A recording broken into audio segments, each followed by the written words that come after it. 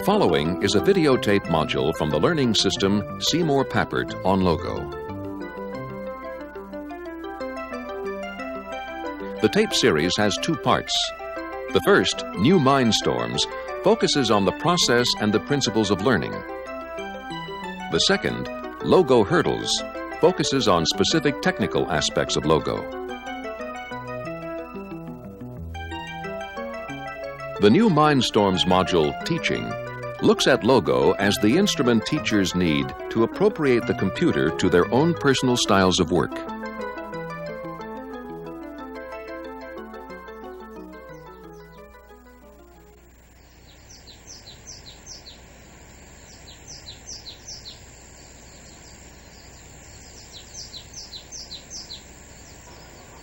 I'd like to read you a favorite passage from Mark Twain. Huck Finn is talking. Sometimes we'd have that whole river to ourselves for the longest time. It's lovely to live in a raft. We had the sky up there, all speckled with stars, and we used to lay on our backs and look up at them and discuss about whether they was made or just happened. Jim, he allowed they was made, but I allowed they happened. I judged it would have took too long to make so many. Jim said the moon could have laid him. Well, that looked kind of reasonable, so I didn't say nothing against it, because I've seen a frog lay most as many, and so it could have happened. We used to watch the stars that fell too, and see them streak down. Jim allowed they got spoiled, and was hove out of the nest.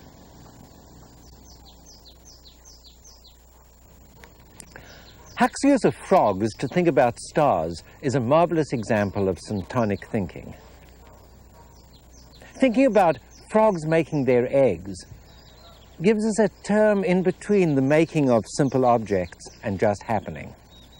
It enriches the discussion.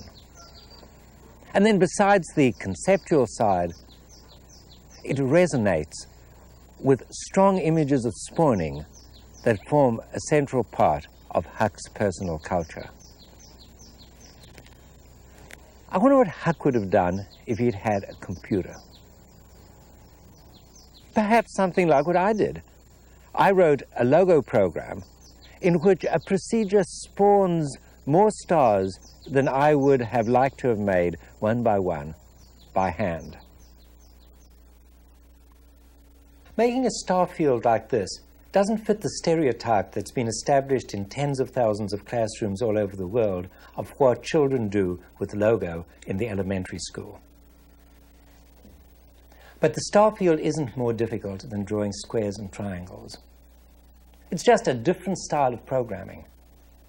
Not better, just different. I'll call it Huck Finn style, because I'm sure that that profound young philosopher would have preferred to do it this way. As a matter of fact, when I first wrote this program, it was rather more complex.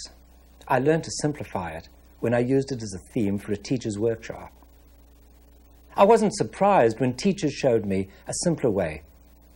And I was truly ecstatic when I discovered that this simpler way was rooted in techniques that many children in second grade and even younger have rediscovered in the course of their first encounter with Logo. Let me show you how this works by recapitulating how somebody might meet the turtle for the first time. An object on the screen is introduced as the turtle. We're going to learn a language for telling the turtle to do our bidding. Write is a command in turtle talk. It orders the turtle to turn, that is to stay in the same place but change its direction. 90 says how much it should turn. That much. Left has exactly the opposite effect. Left 90 will exactly undo what right 90 did. Notice the turtle stays in the same place, it changes the way it's facing. Forward makes it move to a different place.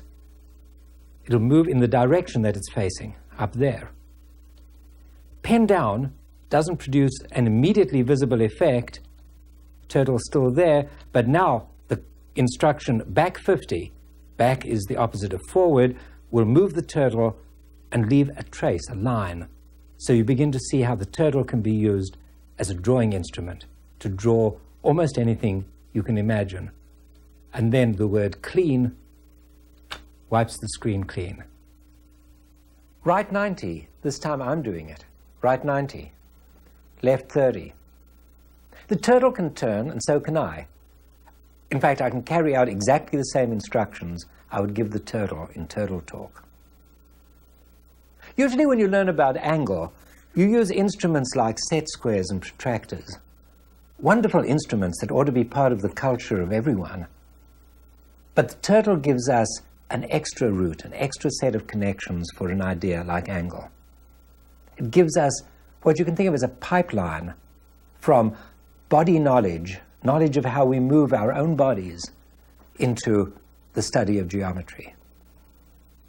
This idea is so important that it deserves a name. In psychoanalysis, there's a word ego-syntonic, which I've adapted, and I call body-syntonic learning, the kind of learning that is rooted in this way in our own knowledge of our own bodies. A small personal touch in teaching the ways of the turtle. Make the turtle bump my thumb. LT is an abbreviation for left. A child would need some exploring before hitting on left 30, but that does it. And then forward something.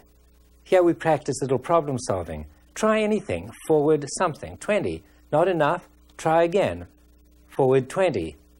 But it's almost there, so let's use a smaller number this time. Forward 10. Got it. To bring it back home, we need back how much? Back 50. BK is an abbreviation for back, as FD is for forward.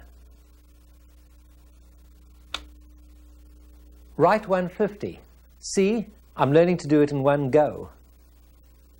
Children gradually learn through experience, which for me means thinking about and talking about what you do as much as doing in the hands-on sense, to associate numbers with particular amounts of turn and numbers with particular distances. The amount of turtle talk you've seen is actually enough to open the door to the wonderful world of turtle graphics. And many children delight in going on from here to exploring these associations of numbers and angles and distances to make squares and triangles and put them together in increasingly complex figures of their own design. In this tape, I'll be talking about two routes into Logo. One that's become dominant in the turtle graphics literature, I call the hard-edged style. One way into that is by practicing instructions like repeating forward 50, right 90. You get a square. And then you get a triangle by repeating that. And you get a star by repeating that. And we know how to make a triangle and a square. You learn how to put them together to make a house. Then you put together houses to make a village, and so on and so forth. In a while, we'll rejoin this route, the standard one, into Logo. In the meantime, I'd like to take a peep at the other route, the Huck Finn style. Let's see what Huck might have done. This is the beginning of an imaginary scenario. The turtle has been set up with a left turn, with pen down. It's about to do forward 50. That could be the beginning of almost anything, a rooftop, a mountain. But when we see another forward 50, we begin to wonder.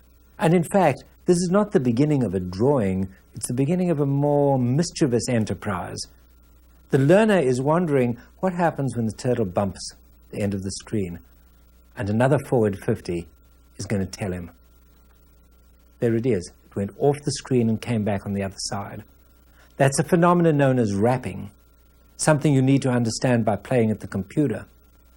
For children who do so, it opens the door to exploring instructions like this. Forward 2,783, a number chosen only because it's big. Then turn a little bit. Let's set the turtle up with a right 37 and do this.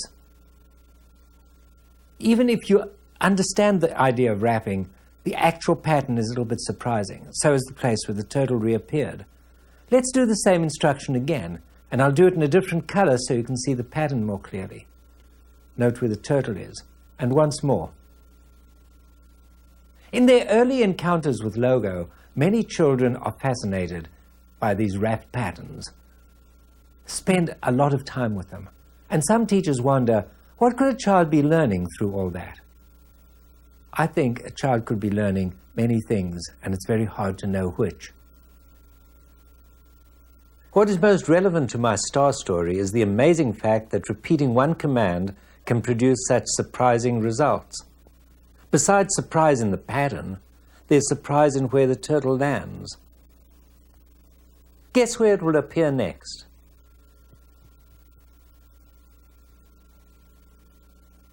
Did you guess right? Guess again. There it is. Two factors make this the kind of situation where, as a teacher, one wonders whether and how to intervene.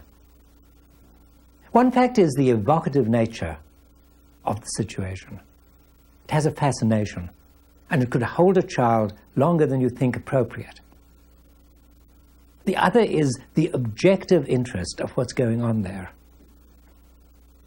There is a lot you can say.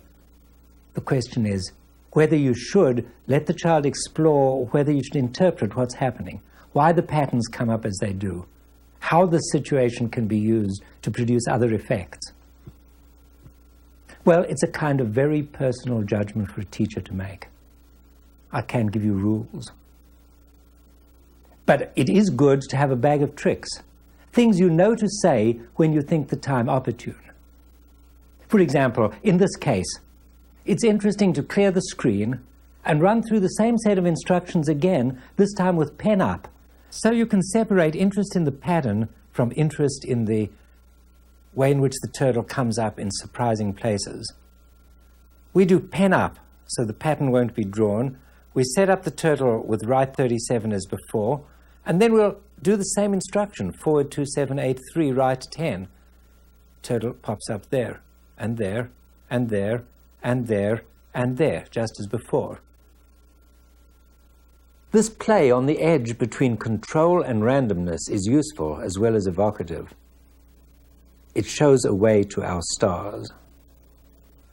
For example, if we know how to do repeat 12 times this, do this forward and right, it'll pop up somewhere, and then run a procedure draw, which is going to make a star, but it could do almost anything.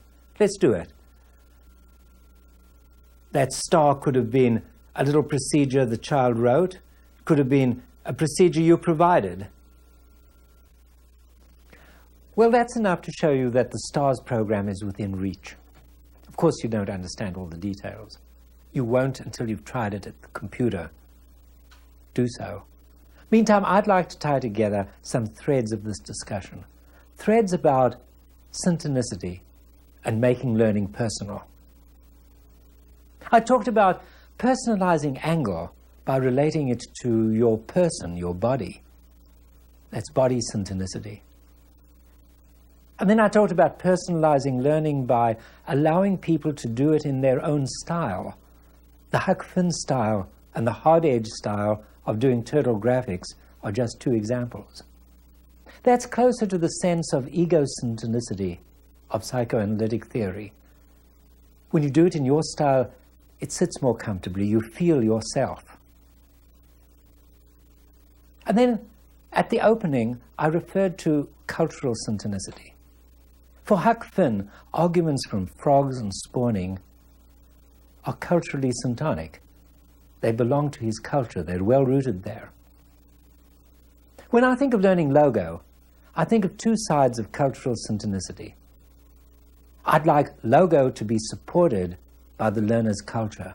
This is the only way it can be solidly learned. But I'd also like it to enrich, to enlarge the learner's culture. This is the only way in which it can be meaningfully learned. The main purpose of Logo is not what they call computer literacy. Of course, it serves that better than anything else I can think of. But the real purpose is not to have better understanding of computers, but through computers to have better understanding of everything else, including, I'd like to say, yourself.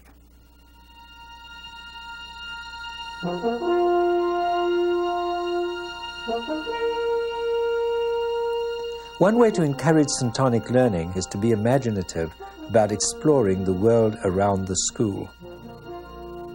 Farms, or city,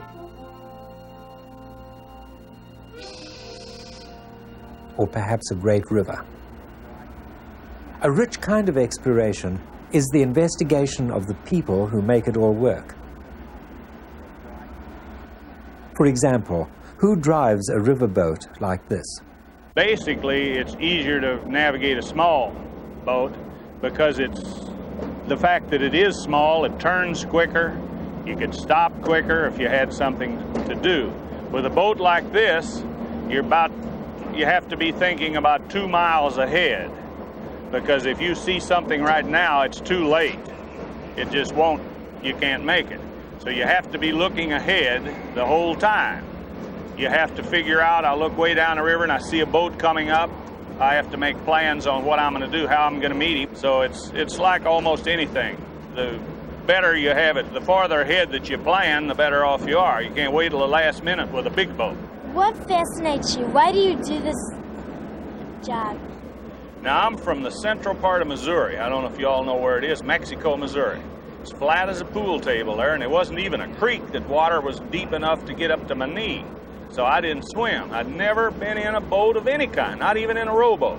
And they drafted me and put me in the Navy. And I fell in love with boats. And so when I got out of the Navy and I came back to the middle of Missouri, there wasn't any ocean to play around in, so I came to work on the river.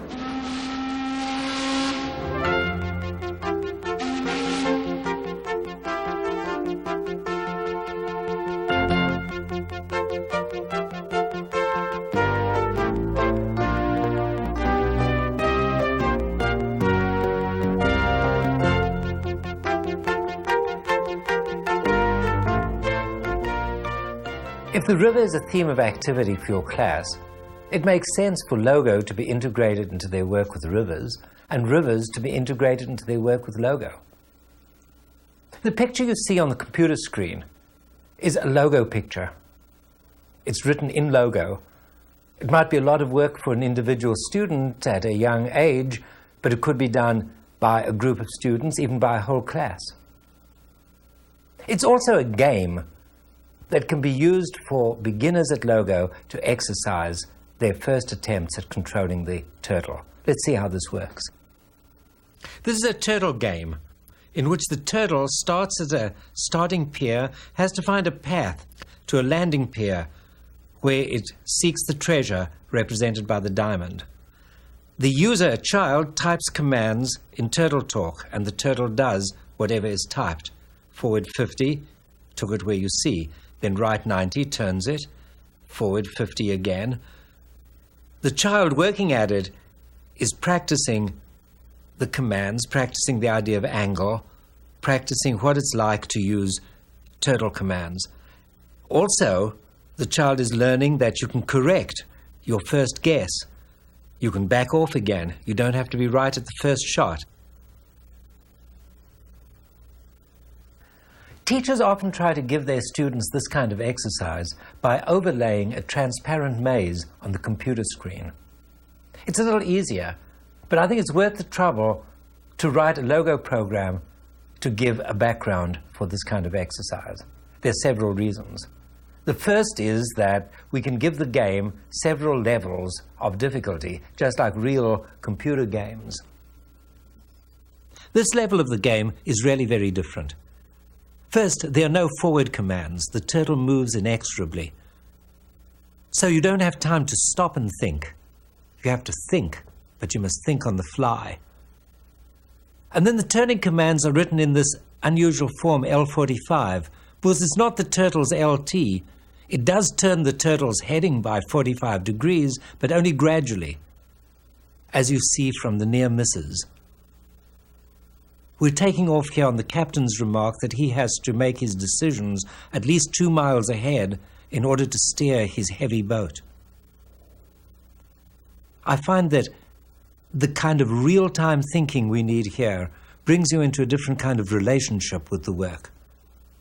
You really have to make the turtle an extension of you, and you have to make the ideas underlying the turtle's movements part of your intuition of the world and of yourself. The fact that this game is a Logo program means you have an open-ended project of adding levels of variety or levels of difficulty. For example, you'll soon know enough to add, and without any trouble at all, the effects of wind. And adding the effects of river currents is very instructive, although more challenging. However, what I think is truly powerful about basing it on a Logo program rather than a passive overlay or something like that is that the learner can take charge. I'd like to talk about the steps that could lead a beginner, an absolute beginner with no knowledge of Logo, from playing the game in order to learn the fundamental actions of the turtle to making it. Let's look at this scene. It's made up of simple parts. That's one part, that line, top bank, and that's another part. And then these river objects are parts. A first step for a beginner could be to add a new part. And if when you programmed the game, you had the foresight to program it in such a way that it stopped between the drawing of the scene and the navigational action of the turtle, you'd give the beginner learner a chance to jump in order to add something new. For example, suppose that the learner wanted to add a raft. I've set things up so that Logo commands appear in the center of the screen for visibility. Show turtle makes the turtle appear. Now we'll position the turtle to drive it over there where we're going to place our raft. Left 45, forward 100, FD is an abbreviation for forward, right 45 straightens it, pen down so it will draw, and here's the instruction that draws a square. Repeat 4 times, forward 20, right 90, and we've got a raft. The command swim will place the turtle in the starting position for the navigation game, and we're ready to go. The Logo technique used in adding this raft is called driving the turtle, because the turtle is driven one instruction at a time, so much forward, so much right, and so on. Turtle driving can produce quite fancy effects. For example, as soon as you master the use of color in Logo, you can fill in the raft. I've put the turtle back at the raft. I'm going to give this instruction to drive it into the raft. We're now going to set a color that we'd like to fill it with, put the pen down, and fill the square. So we've got a colored raft. Hide the turtle, HT, and there is a pretty raft. The next step into Logo beyond turtle driving brings us to the most important intellectual contribution of the computer to contemporary thought, the idea of program. In Logo, we introduce the idea of program through a metaphor, the metaphor of teaching the turtle, or of teaching Logo, a new command. We just saw how to make a raft by a whole sequence of Logo commands. Suppose we'd like one command, raft, to do that whole job. This is what we tell Logo. To make the word raft into a command, we have to do several things. First, we type to raft. Then we type some instructions. These are the very same instructions that drew the raft. And when we give the command raft, these are going to be carried out. And end means this is the end of the lesson on the teaching analogy, or the end of the procedure that defines the command raft. Think of this by analogy with a recipe. You might say, to bake a cake, sift a pound of flour, separate 6 eggs, and so on. Now, in order for this to become a command, we have to do one more thing. We have to do a certain, I suppose Huck Finn would have called it an incantation. You do it by typing certain keys that differ from version to version of Logo, so I'll leave you to find out about it by looking in the study guides. And I will get on to using this command, but first I'd like to tidy it up. open a hole there and put in pen up home. Home is the position where we found the turtle, and it's good practice when you write this kind of procedure to leave the turtle in the state in which you found it. Let's see how to use such a command. Game is the command that caused the whole show to happen of the navigation game. And it has two parts. A sub-procedure, river, this causes the river to be drawn. Swim, as you saw already, causes the navigation action to begin, end. The true power of having this procedure comes when we see how to insert raft in another procedure. Let's make a hole, move swim down, put raft in there. Now when we give the command game, river will be drawn, raft will be drawn, swim will make the navigation action begin. What's an angle got to do with a turtle? Well, I'm sure you'll admit that angle has got a lot to do with a turtle, but I bet that a lot of you didn't know that the word ankle and the word angle are etymologically the same word, both derived from the ancient Greek for bend. In preparing for this tape, I explored a number of such lighter connections between turtles, angle, logo, and elements of the culture, as I suggest you should when you think about teaching logo in your classes. The one that astounded me most was the relationship between angle and English or England. I knew that people called Angles had something to do with the name England.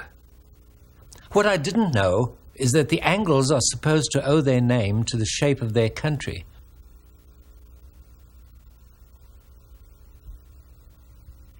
The scavenger hunt led on from the etymological dictionary to an atlas of old Europe. The country of the Angles is shown in red. Some members of your class might be skeptical about the dictionary maker's story. Others might want to defend it. Great. Nothing's better for learning than a good fight. You might be asking, what's his angle?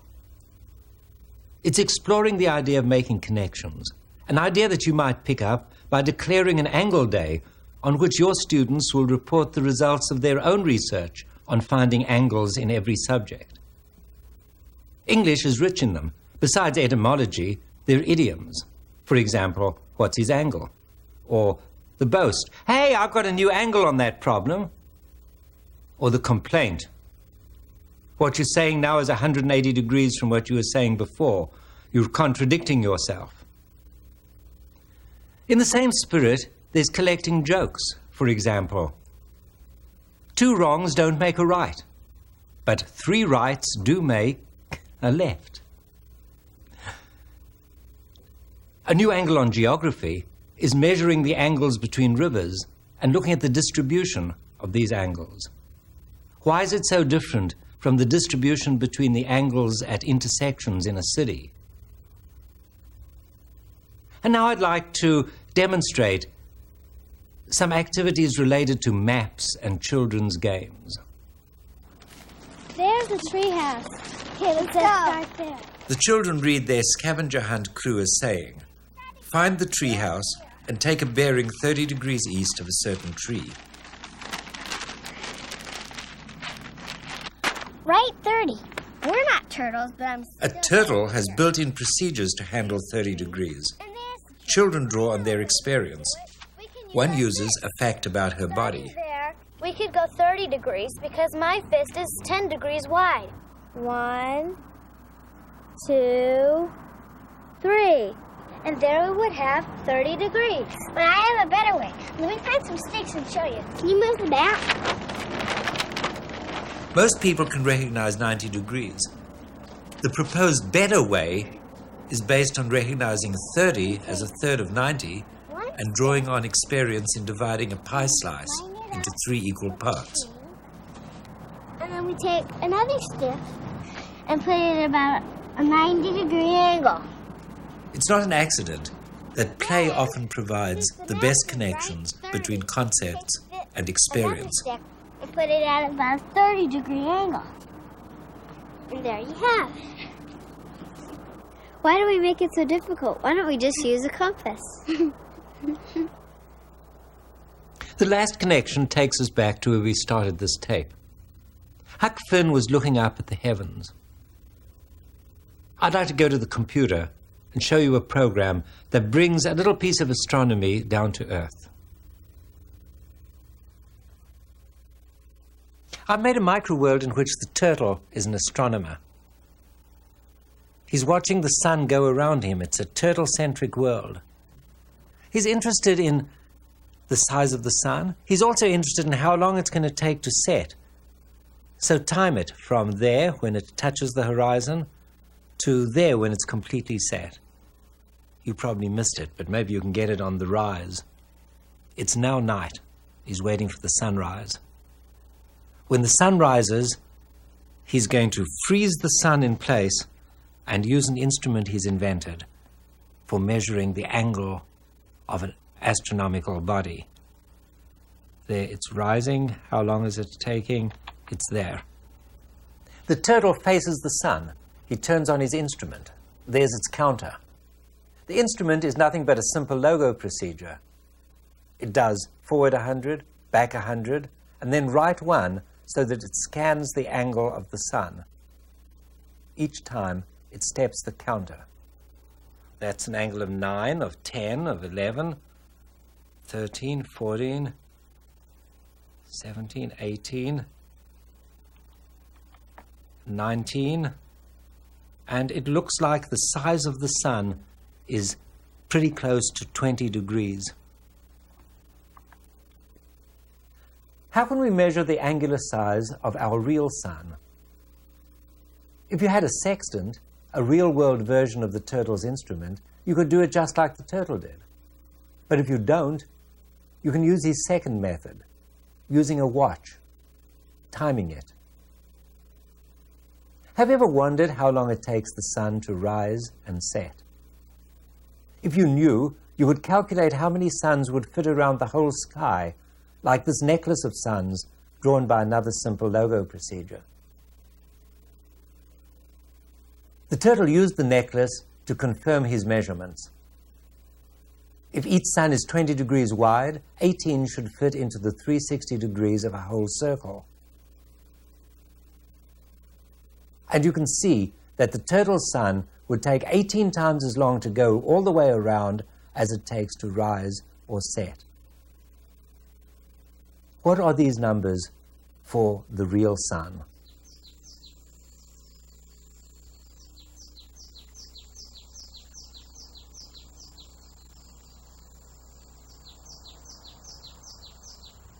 I'm a mathematician.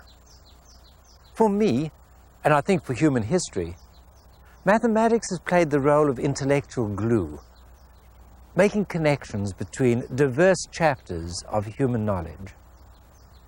I don't think we succeed very well in using it like this in our classrooms. In this tape, I've tried to show how a teacher can use logo to play the role of intellectual glue, the role that mathematics has played for me. I'd like to end by some reflections unpacking the intuition that every teacher has that it's good to make connections. Well, why? There's a cognitive side. Connections help you understand. You understand the new by referring it to the old. They help you remember. But there's a deeper side. One that has to do with how you feel about knowledge and how you feel about yourself. Connecting new knowledge to things you know and love and things you think you can do makes you feel good about it, makes you take it in a form that is your own. And by taking in knowledge in a form that feels to you as you change your feelings about yourself as well. You no longer think of yourself as somebody who can do math but doesn't really understand poetry, or can draw but doesn't have a head for numbers. Instead, you appropriate all knowledge in a form that's yours, that you can do, that you can love. And through loving what you know, you love yourself more.